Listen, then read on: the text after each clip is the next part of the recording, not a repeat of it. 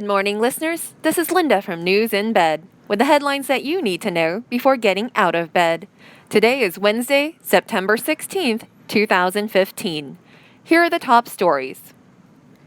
A Houston school bus fell from a highway overpass onto the street below on Tuesday morning after it was struck by a car from behind. 2 students were killed and 3 others were seriously injured.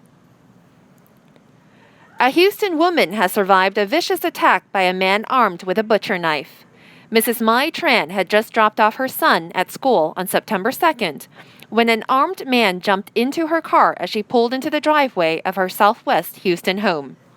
The man demanded that they drive to an ATM for cash, but Mrs. Tran couldn't remember her PIN number.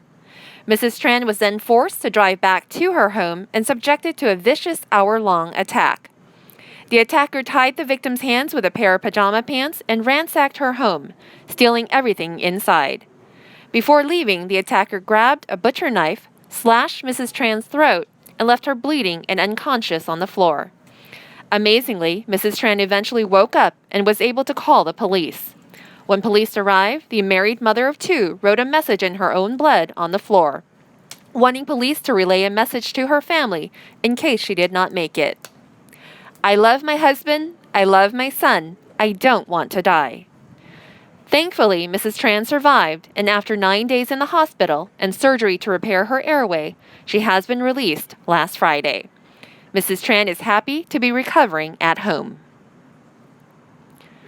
In a Tuesday press release, Hewlett-Packard Enterprises said that it expects to lay off 25,000 to 30,000 people in order to achieve necessary budget cuts. Most of the roles that will be vacated, about 10% of the company's current workforce, will be from Hewlett-Packard's enterprise services business. This move is expected to save the company $2.7 billion. CEO Mark Zuckerberg announced on Sunday that Indian Prime Minister Narendra Modi will make a guest appearance at Facebook's Menlo Park, California headquarters this month.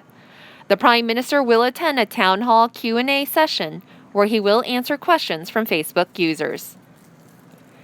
And those are our headlines for today. Remember to make it a great day, and we'll see you tomorrow.